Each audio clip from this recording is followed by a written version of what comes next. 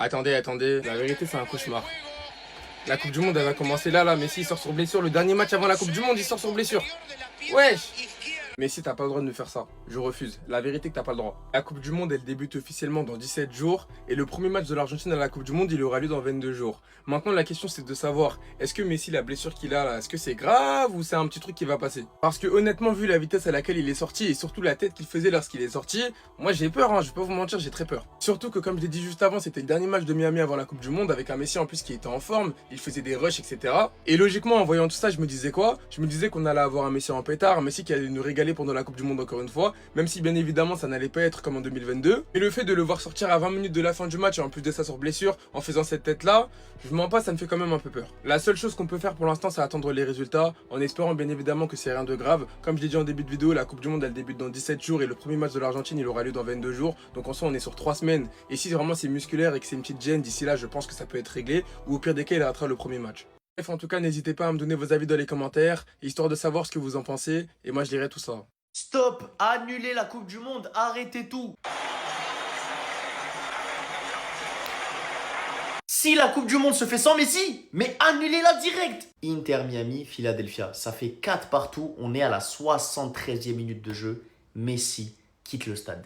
Messi demande le changement de lui-même et Messi se tient l'arrière de la cuisse gauche, les gars. L'arrière de la cuisse gauche. Je viens de voir cette scène sur Twitter où Messi demande le changement, il baisse la tête, il va directement dans les vestiaires. Les gars, je vous jure que cette scène, pour un pro Messi comme moi, elle est pire qu'un film d'horreur. Elle est pire qu'un film d'horreur. Pour l'instant, on n'a aucune info concrète, on verra bien le lendemain. Je ne peux pas imaginer une Coupe du Monde sans le GOAT, les amis. Ce serait trop dur, sa dernière Coupe du Monde. Il faut qu'il vienne encore rappeler à tout le monde qui est le meilleur joueur de l'histoire. Et il l'a encore fait ce soir. On a eu un match de malade. 8 buts en une mi-temps. 8 buts en une mi-temps, les gars. C'était quoi ce match? Messi qui a mis 2 passes D, dont cette passe décisive, les gars. Franchement, entre nous, je pense que Messi, là, s'il voulait, il aurait pu tirer, il aurait pu finir l'action, mais tellement il en a rien à faire du record de 1000 buts là, il a préféré mettre la passe pour finir le but. Il a joué collectif.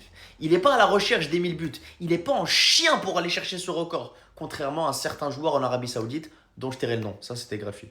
Force à toi, tonton. J'espère que tu seras là pour la Coupe du Monde. La malchance ou bien c'est quoi? Messi sort du terrain. Les gars, Messi est peut-être blessé. Il a arrêté de courir tout seul, il s'est mis sur le bord de la pelouse, il est sorti, il est allé directement au vestiaire. C'est grave. C'est grave les gars, on est à 17 jours pour la Coupe du Monde. Non, c'est pas possible. C'est pas possible.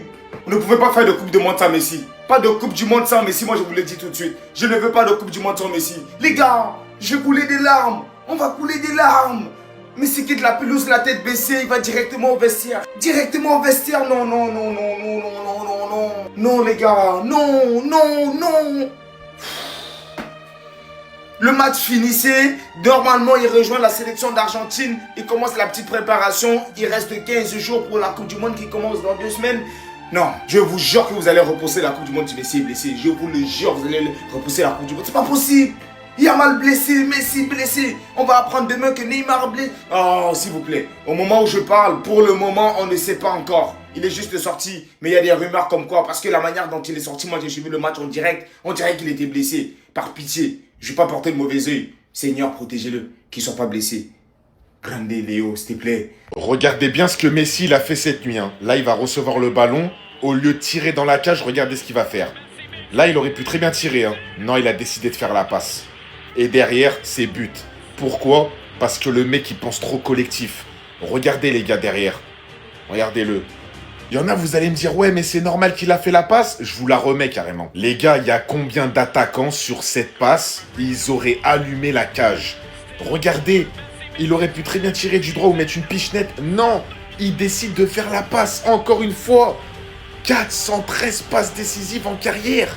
C'est quand vous allez comprendre. Les gars, c'est un des seuls joueurs de l'histoire. On n'a jamais dit de notre bouche qu'il est égoïste. Pourquoi? Parce qu'il fait passer le collectif avant l'individualité. Et le mec, individuellement et collectivement, il est trop fort. Cette nuit, encore une fois, il a mis 2 passes décisives avec l'Inter Miami, triplé de Suarez. Mais en fait, là-bas, il s'amuse. Un week-end, il met un triplé de passe D. Un week-end, il met un triplé de but. Il n'y a personne qui peut l'arrêter. Il est prêt pour la Coupe du Monde, je vous le dis. Lionel Messi, cette nuit, il s'est retrouvé dans cette position. À votre avis, qu'est-ce qu'il a fait? 90% des joueurs de foot, ils auraient allumé la cage, les gars, pour gonfler leurs statistiques. Le mec, il a quand même marqué plus de 900 buts. Il peut bien évidemment dépasser les 1000 buts. Et au lieu de tirer et de risquer de rater, non, il a préféré de faire la passe encore une fois. Les gars, vos joueurs, ils sont pas comparables à Messi. Il y a aucun joueur sur cette terre qui est plus collectif que Messi, qui pense plus collectif que Messi. Et regardez comment il était content juste après sa passe décisive, les gars. Non, lui, ce qui lui importe, c'est que l'équipe, elle gagne. Les statistiques, marquer son but, il en a rien à faire. C'est le mec, il est capable de s'arrêter à 973 buts. Il est capable de s'arrêter à 993 buts. Là, vous le voyez dans la position, hein, il peut très bien tirer de son gauche, il peut très bien tirer de son droit. Non, il préfère faire la passe parce qu'il estime que pour lui, c'est plus logique de faire la passe. Le mec, il en est à 413 passes décisives. T'as entendu ou pas? 413. Il y a des passeurs incroyables, on en parle toute la journée. Ils ont même pas 150 passes D en carrière. Lui, il en a 413, les gars. Toute sa vie, il a fait des passes. Même sur penalty, il est capable de faire une passe. Monsieur Lionel Messi. 413 passes décisives, les gars. 413 passes décisives. On vit dans un monde où il y a un joueur de foot, il sait aligner coup franc, dribble, passe, but, vision de jeu, rapidité, 1-2. Les gars, il est trop fort. Le mec, il a plus de 900 buts. Et il a 413 passes décisives. Ce soir, encore une fois, il aurait pu tirer. Non, il a préféré faire la passe. C'est un des meilleurs tireurs de coups francs de l'histoire. C'est un des meilleurs buteurs de l'histoire. C'est le meilleur passeur de l'histoire. C'est le meilleur dribbleur de l'histoire. On parle pas de gestes techniques, hein. On parle de dribble, efficacité de dribble. C'est le meilleur dribbleur de l'histoire. Les gars, en fait, Messi, il est au four et il est au moulin. Il vient servir et il se met à table, il mange avec tout le monde. Les gars, Lionel Messi, c'est le joueur qui, dans certains matchs, il est capable de mettre un triplé, 2 buts et un triplé de passes décisives. Il pense trop collectif, ce joueur, et c'est ça qui fait son charme. Le mec, toute sa vie, il n'y a qu'une seule saison où vraiment il a pensé au but, c'était en 2012. Et il a explosé la barre des buts.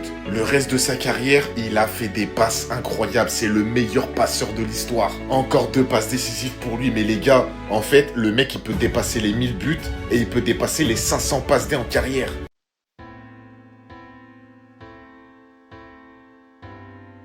Les gars, et j'ai vu arriver, je l'ai vu arriver en plus. C'est pour ça que je me suis branchée, je me suis dit aujourd'hui je me branche juste pour être sûre que rien ne va mal aller.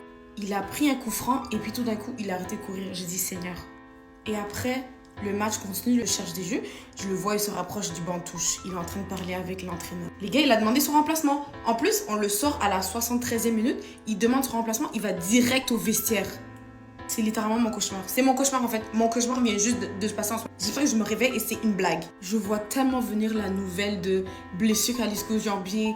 Il va être out pour je sais pas combien de temps. Et les gars, si ça arrive. Les gars, j'ai réfléchi très sérieusement.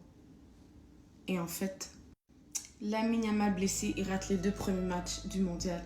Messi qui vient de sortir de blessure. Neymar, on a eu peur qu'il avait une blessure, etc. Les gars, c'est pas mieux, on reporte la Coupe du Monde. 2 des 4 gars qui doivent faire The Last Dance, les 4 gars étant Neymar, Messi, Ronaldo, Neuer. 2 des 4 sont blessés. Est-ce que ça vaut la peine même de regarder? Ça vaut pas la peine. Déjà, la Coupe du Monde, c'est cher. Le GOAT actuel et le futur GOAT, les 2 sont blessés. Moi, je pense que ça vaut pas la peine. Qui vote pour qu'on reporte à dans 1 mois?